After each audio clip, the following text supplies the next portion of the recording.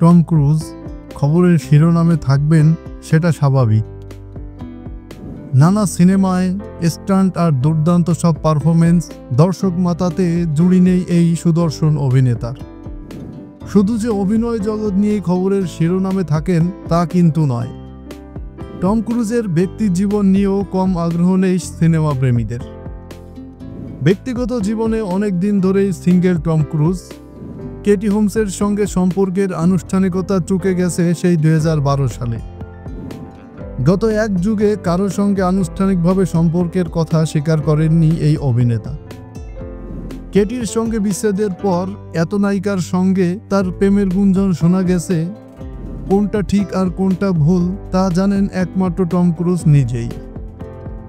তবে বেশ কিছুদিন ধরে অভিনেত্রী অ্যানা ডে আরমাসের সঙ্গে তার প্রেমের কথা শোনা যাচ্ছে। গেল শুক্রবার রাতে ঘটনার পর সেই গুঞ্জনের পালে হাওয়া লাগলো। এদিন সাবেক ব্রিটিশ ফুটবলার ডেভিড বেকহামের 50তম জন্মদিনের পার্টিতে হাজির হয়েছিলেন টম আর আনা। এরপরেই পাপ্পারাজিদের ছবি আর ঘনিষ্ঠ সূত্রের বরাতে দুই তারকার প্রেম আবার শিরোনামে।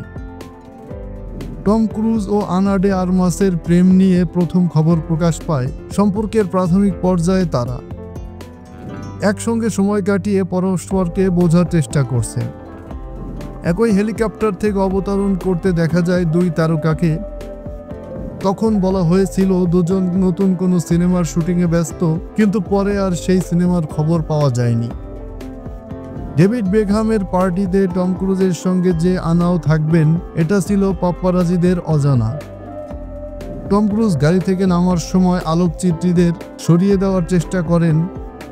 পরে দেখা যায় পাশের সিটে থাকা আনাকে আড়াল করার চেষ্টা করছেন তিনি। সে চেষ্টায় যে তিনি পুরোপুরি ব্যর্থ হয়েছেন বলাই বাহুল্য। এত কিছুর পরে এটাই প্রমাণিত হয় যে টম ক্রুজ ও আনা ডে আরমাসের মধ্যে সম্পর্ক প্রেমের সম্পর্কই হবে।